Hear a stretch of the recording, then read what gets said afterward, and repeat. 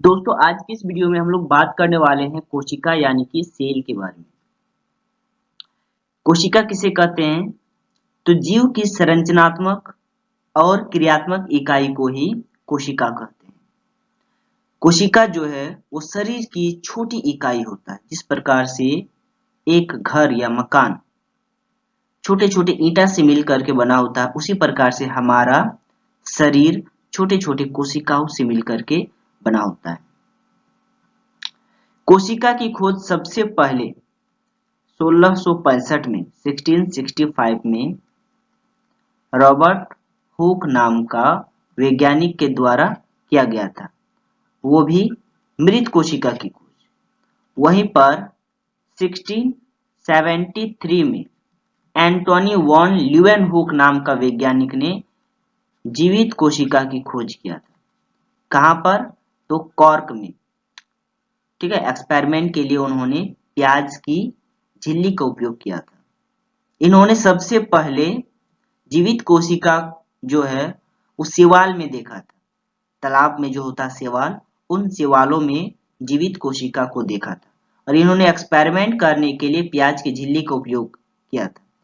कब इन्होंने एक्सपेरिमेंट किया? 1673 में जीवित कोशिका की खोज किया था एंटोनी वॉन ल्यूवेनहुक ने। स्लाइडेन और स्वान नाम का वैज्ञानिक जिन्होंने कोशिका का सिद्धांत दिया था। कोशिका का सिद्धांत किन्होंने दिया था? स्लाइडेन और स्वान। स्लाइडेन तथा स्वान नाम का वैज्ञानिक। ठीक है ना, स्वान, ये स्वान है। स्लाइडेन और स्वान नाम का वैज्ञानिक जिन्होंने कोशिका का सिद्धांत दिया था। चलिए आगे देख लेते हैं। कोशिका के अध्ययन को क्या कहेंगे? कोशिका के अध्ययन को साइटोलॉजी और ऊतकों के अध्ययन को हिस्टोलॉजी कहेंगे। अब कोशिकाओं के एक एक ऑर्गेनेल्स के बारे में बात कर लेते हैं। देखिए ये है आपका, यहाँ पर जो आपको दिख रहा है, इनका नाम है केंद्रक। ठीक है, इसको केंद्रक कहेंगे। ध्यान से देखिएगा, ये आपका माइटोकॉन्ड्रिया है। यहाँ पे माइटोकॉन्ड्रिया, सबके बारे में हम लोग स्टडी करेंगे। ठीक है, ये आपका है एंडोप्लाज्मिक रेटिकुलम, अंतःप्रद्रवी जालिका। इसका दो भाग होता है, एक रफ भाग, एक स्मूथ भाग। बिंदु बिंदु लाइक जो स्ट्रक्चर है ये इसका रफ भाग है और ये आपका स्मूथ भाग है। ठीक है, बिंदु बिंदु स्ट्रक्चर जो रफ भाग होता है उस रफ भाग को बोलेंगे राइबोसोम। चलिए, इसका नाम हो गया आपका लाइसोसोम। यहाँ पर इस मटेरियल का नाम है लाइसोसोम। ये है आपका गोल्जी कॉम्प्लेक्स। ठीक है, ये हो गया आपका सेंट्रोइड, ये पादप कोशिका में पाया जाता है। यहाँ पे फ्री राइबोसोम है। चलिए तो एक एक करके इन सब को डिस्कस कर लेता है। और यहाँ पर बीच में जो होता है लिक्विड मटेरियल्स, ठीक है ना, जिसको बोलेंगे जीव द्रव। तो यहाँ पर सबसे पहले आता है, चलिए जैसे कि हम लोग बात कर लेते हैं केंद्रक के बारे में। तो केंद्रक जो है वो कोशिका का मेन ऑर्गन है। ठीक है,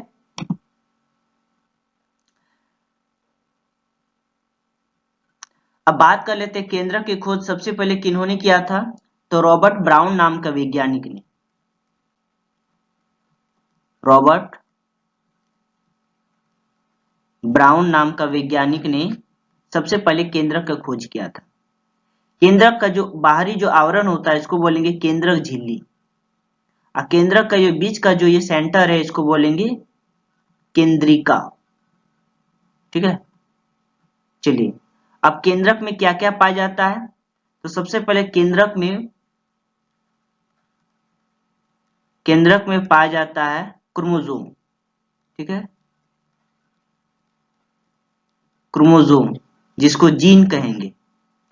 क्रोमोसोम के अंदर में क्या पाया जाता है? तो क्रोमोसोम के अंदर में पाया जाता है डीएनए। क्वेश्चन आएगा क्रोमोसोम कहाँ पाया जाता है? तो केंद्रक में। केंद्रक कहाँ पाया जाता है? कोशिका द्रव में, और कोशिका द्रव कोशिका में। तो क्रोमोसोम जो है, क्रोमोसोम के अंदर में डीएनए, डीएनए का फुल फॉर्म हो गया deoxy ribo nucleic acid. DNA के अंदर में पाया जाता है आरएनए यानी कि राइबो न्यूक्लिक एसिड। आरएनए के अंदर में पाया जाता है messenger RNA, messenger ribo nucleic acid. Messenger ribonucleic acid के अंदर में पाया जाता है राइबोसोमल आरएनए, और उसके बाद पाया जाता है प्रोटीन। प्रोटीन का मेन वर्क होता है सेल या टिश्यू का रिपेयर करना, मरम्मत करना। तो ये पूरा का पूरा केंद्रक का भाग है। आरएनए और डीएनए और क्रोमोसोम के कॉम्प्लेक्स भाग को ही बोलेंगे जीन। और जीन एक ऐसा ऑर्गेन है जहां पर बच्चों का या फिर पेरेंट बॉडी से डॉटर बॉडी में कैरेक्टर का जो ट्रांसफर होता है, उस कैरेक्टर को इसी जीन के अंदर में छुपा करके रखा जाता है। डीएनए आरएनए के अंदर में ही उस कोड को रखा जाता है, जिससे कि डिक्लेयर होता है कि बेबी का कैरेक्टर, बेबी का हेयर कलर, बेबी का eyes colour, skin colour, body structure क्या होना चाहिए, ये सब डीएनए और आरएनए के अंदर में ही कोडिंग रहता है। चलिए, जस्ट कोशिका ये जो केंद्रक होता है, केंद्रक के ऊपरी लेयर में ये जो पाया जाता है, ये है आपका इंडोप्लाज्मिक रेटिकुलम, अंतःप्रद्रवी जालिका। और अंतःप्रद्रवी जालिका जो होता है वो दो भाग होता है उनका, एक होता है रफ भाग, एक होता है स्मूथ भाग। जो रफ भाग होता है इसमें बिंदु लाइक स्ट्रक्चर होता है, और इस बिंदु लाइक स्ट्रक्चर में पाया जाता है राइबोसोम। राइबोसोम जो है, राइबोसोम हिंदी और इंग्लिश दोनों एक ही नाम है। राइबोसोम जो है वो प्रोटीन संश्लेषण विधि के जरिए प्रोटीन का संश्लेषण करता है, इसीलिए राइबोसोम को प्रोटीन फैक्ट्री कहेंगे। और इसका इंडोप्लाज्मिक रेटिकुलम का जो स्मूथ भाग होता है वहां पे फैट का संचयन होता है, फैट का संश्लेषण होता है, वसा का संश्लेषण होता है और स्टोर भी होता है। नेक्स्ट बात कर लेते हैं, ये आपका डीएनए, ये आपका क्रोमोसोम हो गया, ये आपका न्यूक्लियस है, इसमें ये आपका क्रोमोसोम हो गया। क्रोमोसोम को ओपन करेंगे तो इस प्रकार से स्ट्रक्चर मिलेगा, ठीक है। और इसको ओपन करेंगे क्रोमोसोम को, ठीक है, तो इस प्रकार से क्रोमोसोम का प्राइमरी स्ट्रक्चर मिलेगा। फिर उसके बाद ये आपका डीएनए मिलेगा, ठीक है ना। और डीएनए का ये रहा स्ट्रक्चर। डीएनए जो होता है वो डबल हेलिक्स स्ट्रक्चर से बना होता है, ठीक है, डबल हेलिक्स स्ट्रक्चर। अब आप लोग का HW रहा, ये डबल हेलिक्स स्ट्रक्चर मॉडल जो है किन्होंने दिया था, ठीक है, डबल हेलिक्स स्ट्रक्चर। चलिए, और इसमें अगर देखा जाए तो यहाँ पर एक तरफ होता है 3 डैश और दूसरा तरफ होता है 5 डैश। यहाँ पर होता है 5 डैश, इसके दूसरे तरफ होता है 3 डैश। इसमें जो होता है ये आपको जो दिख रहा है इसको बेस पेयर बोलेंगे, ठीक है ना। ये बेस पेयर जो होता है वो चार प्रकार से कोडिंग होता है। क्या क्या? तो सी के साथ होता है ट्रिपल बॉन्ड में जी, और टी के साथ जो होता है डबल बॉन्ड में होता है ए, ठीक है। एडिनोसिन थायमिन के साथ डबल बॉन्ड में कनेक्ट रहता है। ये डबल बॉन्ड जो होता है हाइड्रोजन बॉन्ड होता है। और ये होता है साइटोसिन और ग्वानिन, ठीक है ना, ये ट्रिपल बॉन्ड के साथ कनेक्टेड रहता है। और इस प्रकार से, और ये जो होता है ये आपका जो बेस पेयर है ये आपका प्रोटीन का बना होता है, प्रोटीन, फैट, ठीक है, और फॉस्फेट का, फॉस्फेट शुगर, ठीक है, फॉस्फेट और शुगर। फॉस्फेट शुगर जो होता है इसका मेन चेन है, प्रोटीन फैट जो होता है इसका आउटर लेयर, जिस प्रकार से बॉडी का स्किन होता है उसी प्रकार से। और इनका मेन वर्क होता है जीन के अंदर में जितनी भी कोडिंग होता है उनको कैरी करके पेरेंट बॉडी से डॉटर बॉडी में ट्रांसपोर्ट करवाना। चलिए, नेक्स्ट है कि ये जो प्रोसेस होता है डीएनए से आरएनए बनना, डीएनए से आरएनए बनना क्या कहलाता है? ट्रांसक्रिप्शन, ठीक है ना। और आरएनए से प्रोटीन का बनना इसको बोलेंगे ट्रांसलेशन, ठीक है। डीएनए से डीएनए बनना इसको बोलेंगे रेप्लिकेशन, ठीक है। अब अगर बात किया जाए डीएनए का 4 कोडिंग होता है, क्या? सी, जी, ए और टी, ठीक है, साइटोसिन, ग्वानिन, एडिनोसिन और थायमिन। वहीं पर आरएनए में क्या होता है? आरएनए में ये तीनों तो रहता ही है, सी, जी, ए, बस टी की जगह पर यूरेसिल आ जाता है। टी की जगह पर क्या आ जाता है? यूरेसिल, ठीक है। यूरेसिल जहां आ गया, यू फॉर यूरेसिल, इसका मतलब है कि ये आरएनए का कोड है। प्रोटीन तो आप लोग को पता ही होगा, प्रोटीन जो होता है सेलों का मरम्मत करने का। चलिए नेक्स्ट अगर बात किया जाए यहाँ पर, तो राइबोसोम, राइबोसोम के बारे में क्लियर बता चुके हैं। राइबोसोम होता है प्रोटीन फैक्ट्री। यहाँ पर है आपका माइटोकॉन्ड्रिया के बारे में, ठीक है ना। तो माइटोकॉन्ड्रिया जो होता है, माइटोकॉन्ड्रिया को power house of the cell कहेंगे, power house of the cell, ठीक है ना। यानी कि बिजली घर, कोशिका का बिजली घर कहेंगे किसको, माइटोकॉन्ड्रिया में, माइटोकॉन्ड्रिया को। क्यों? क्योंकि माइटोकॉन्ड्रिया में एटीपी के फॉर्म में एनर्जी स्टोर होता है। एटीपी का फुल फॉर्म क्या होता है, एडिनोसिन ट्राइफॉस्फेट। जब हम लोग खाना खाते हैं तो वहां से ग्लूकोज आता है, ठीक है। भोजन जब पाचित होता है तो वहां से ग्लूकोज बनता है, C6H12O6 ग्लूकोज का फॉर्मूला। और जब हम लोग सांस लेते हैं तो वहां से O2 आता है, और ये दोनों ब्लड वेसल्स में रिएक्शन करके और बहुत अधिक मात्रा में एटीपी का निर्माण करता है। यही एटीपी ब्लड वेसल्स के जरिए सेल के माइटोकॉन्ड्रिया में जाकर के स्टोर होते चला जाता है। और एटीपी जब बर्न होता है तो बहुत अधिक मात्रा में एनर्जी देता है। तो एटीपी कहाँ जाके स्टोर होता है, माइटोकॉन्ड्रिया में। और इसीलिए माइटोकॉन्ड्रिया को power house of the cell यानी कि कोशिका का बिजली घर कहा जाता है। चलिए अब लाइसोसोम के बारे में अगर बात किया जाए तो लाइसोसोम के अंदर में पाया जाता है डाइजेस्टिव एंजाइम। लाइसोसोम एक प्रकार का सैनिक की तरह कार्य करता है। सेल में देखता है कि कहीं पर कुछ अगर गड़बड़ी है, सेल ढंग से काम नहीं कर रहा, सेल अच्छी प्रकार से डिवीजन नहीं कर रहा है, तो ये अपने अंदर डाइजेस्टिव जूस के लेवल को बढ़ा करके खुद को ब्लास्ट कर लेता है। इसीलिए लाइसोसोम को आत्मघाती की थैली भी कहा जाता है। खुद को ब्लास्ट इसीलिए करता है ताकि ये अपने सेल को डैमेज कर पाए और बाद बाकी सेल खुद के सेल से इन्फेक्ट ना हो, किसी को परेशानी ना हो, कोई दूसरा सेल डैमेज ना हो जाए, है ना। इस सेल के खराब होने के कारण, जिसके कारण ये क्या करता है, अपने आप को ब्लास्ट कर लेता है, बाद बाकी सेल्स को बचा लेता है, ठीक है। तो ये है लाइसो रियल वर्क। यहाँ पे आपको गोल्जी कॉम्प्लेक्स का वर्क दिख रहा होगा। गोल्जी कॉम्प्लेक्स का दूसरा वर्क होता है कि जो एटीपी एडीपी में जब कन्वर्ट होता है बहुत अधिक मात्रा में, देखिए एटीपी जब बर्न होता है ना तो ये एडीपी में चेंज हो जाता है और बहुत अधिक मात्रा में एनर्जी बनाता है, ठीक है। और साथ में लैक्टिक एसिड भी बनाता है। देखिए एनर्जी बनाएगा तो वेस्ट प्रोडक्ट तो बनेगा ही, साथ में क्या बनाता है, लैक्टिक एसिड। लैक्टिक एसिड हमारे बॉडी के लिए एक प्रकार का टॉक्सिक मतलब जहर का काम करता है। लैक्टिक एसिड हमारे बॉडी में अगर बहुत अधिक मात्रा में रह जाता है तो हमारी बॉडी पेन करना स्टार्ट कर जाता है। इसीलिए बहुत अधिक काम करने पर हमारा शरीर जो होता है वो पेन करता है।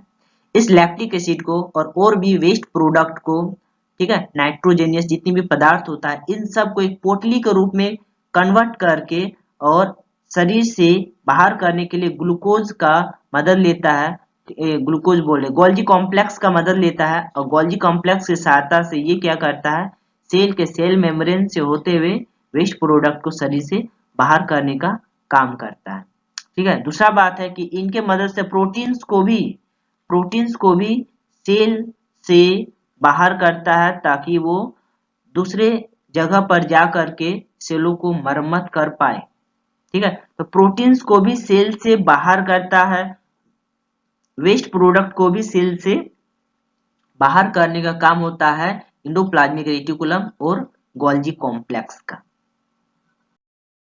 चलिए ये रहा गोल्जी कॉम्प्लेक्स का क्लियरली पिक्चर, ठीक है। गोल्जी कॉम्प्लेक्स ही है जो लाइसोसोम का निर्माण करता है, पहला वर्क, ठीक है। गोल्जी कॉम्प्लेक्स जो होता है एक प्रकार से जैसे कि ऐसा लगता है जैसे कि बहुत सारी प्लेटें जो है वो एक के ऊपर एक जो है रखा गया,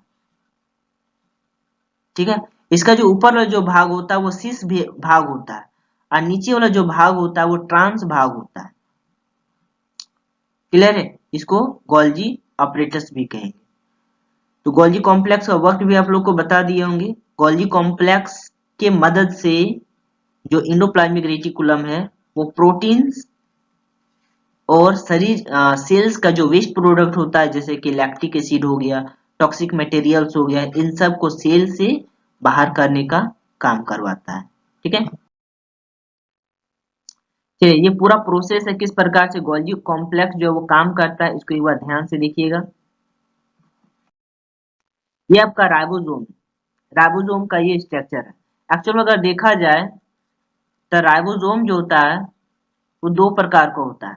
ठीक है, एक होता है 80S टाइप और एक होता है 70S टाइप। जो 80S टाइप का जो राइबोसोम होता है वो यूकेरियोटिक जीवों में पाया जाता है।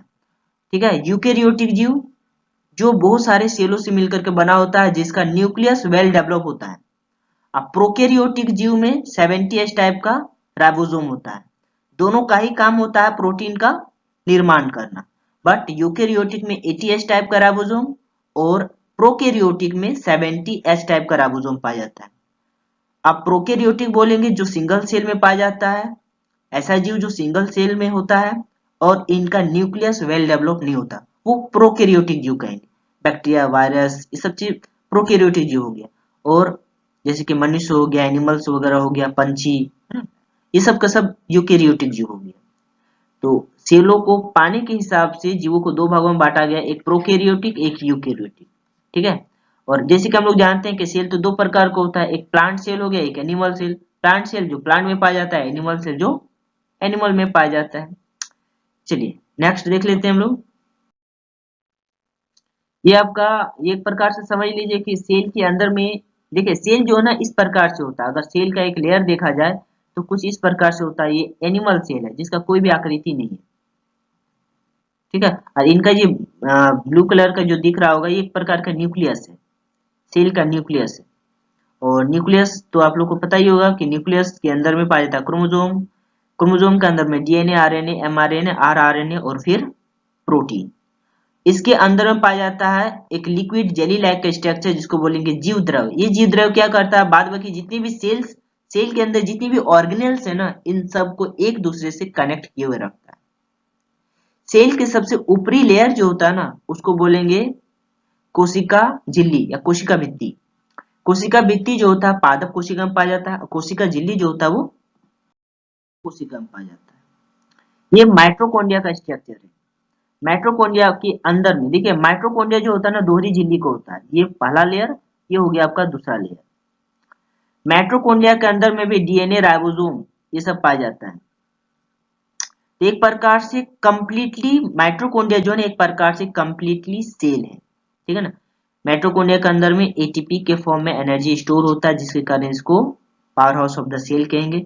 माइटोकॉन्ड्रिया के अंदर में जो ये मैट्रिक्स दिख रहा होगा, ये जो लिक्विड मटेरियल्स, इसको मैट्रिक्स कहेंगे। ठीक है, जिस प्रकार से कोशिका के अंदर में जो लिक्विड मटेरियल्स है उसको कोशिका द्रव बोलेंगे, उसी प्रकार से जो आपका माइटोकॉन्ड्रिया है इसके अंदर में जो जेली लाइक स्ट्रक्चर होता है लिक्विड मटेरियल्स, इसको बोलेंगे मैट्रिक्स। ये आपका क्लियरली स्ट्रक्चर है राइबोसोम का। ठीक है, डीएनए, आरएनए इसमें भी पाया जाता है, राइबोसोम पाया जाता है, इसमें एटीपी का सिंथेसाइज होता है। ये इनर लेयर हो गया, ये हो गया आपका आउटर लेयर। चलिए, ये हो गया आपका कोशिका झिल्ली का स्ट्रक्चर। अगर कोशिका झिल्ली का देखा जाए तो तीन लेयर का बना होता है, एक लेयर, दो लेयर और तीन लेयर। ठीक है, सबसे किनारे किनारे का जो लेयर होता है वो प्रोटीन का बना होता है, बीच का जो लेयर होता है वो आपका फैट का होता है। ठीक है, और यहाँ पर ये जो दिख रहा होगा एक प्रकार से पोर्स है, या रिसेप्टर पोर्स, जो प्रोटीन का बना होता है। और इन्हीं पोर्स के जरिए शरीर का सेल का जो हानिकारक पदार्थ होता है वो सेल से बाहर जाता है, और लाभकारी पदार्थ जो होता है वो सेल के अंदर आता है। तो एक प्रकार से बोल सकते हैं कि जो कोशिका झिल्ली या कोशिका भित्ति जो होता है वो परमिएबल मेम्ब्रेन की तरह कार्य करता है। ठीक है, परमिएबल मेम्ब्रेन की तरह इसीलिए काम करता है, चयनात्मक पारगम्य की तरह इसीलिए काम करता है क्योंकि ये हानिकारक पदार्थों को सेल से बाहर निकालने का काम करता है, और जो लाभकारी पदार्थ होता है उसको सेल के अंदर भेजने का काम करता है। ठीक है, चलिए ये हो गया आपका सेल का और बढ़िया स्ट्रक्चर। ये इनर लेयर हो गया, आउटर लेयर ये हो गया, इनर लेयर ये हो गया, और ये बीच का पेरिप्लाज्म इसको बोलेंगे, पीजी इन पेरिप्लाज्म। ये डिटेक्टर होता है और इन्हीं के जरिए ये डिटेक्ट किया जाता है कि कौन हानिकारक पदार्थ है और कौन लाभकारी पदार्थ है। लाभकारी पदार्थ को शरीर के सेल के अंदर डाला जाता है, ठीक है, और हानिकारक पदार्थों को सेल से बाहर किया जाता है। ये प्लास्टिड है जिसको लवक कहेंगे, प्लांट सेल में पाया जाता है। और प्लास्टिड के अंदर में जो ये जो आपका पोर्शन दिख रहा होगा, ठीक है ना, इसको बोलेंगे ल्यूमेन, ठीक है, अंदर वाला जो पार्ट होता है ल्यूमेन। इसमें क्लोरोप्लास्ट पाया जाता है और क्लोरोप्लास्ट के अंदर में पाया जाता है क्लोरोफिल। और उन्हीं पिगमेंट के मौजूदगी के कारण पत्ता और पेड़ पौधा जो होता है वो ग्रीन कलर का होता है। क्लोरोफिल के कारण ये पेड़ पौधा अपना भोजन बना पाता है। लवक जो होता है 3 प्रकार का होता है, क्लोरोप्लास्ट, क्रोमोप्लास्ट और ल्यूकोप्लास्ट। चलिए नेक्स्ट देख लेते हैं। ये आपका टोटल जो है क्रोमोप्लास्ट, क्लोरोप्लास्ट और ल्यूकोप्लास्ट यानी कि प्लास्टिड जो होता है लवक किस प्रकार से कार्य करता है, फोटोसिंथेसिस प्रोसेस किस प्रकार से बनाता है, उससे वो एटीपी और स्टार्च के फॉर्म में भोजन किस प्रकार से बनाता है, इनके बारे में टोटल यहाँ पे प्रोसेस बताया गया। इसको एक बार ढंग से देख करके और नोट्स बनाइएगा। चलिए, तो आई होप कि सेल के बारे में आप लोग को ठीक से समझ में आया होगा। मिलते हैं नेक्स्ट क्लास। Thank you.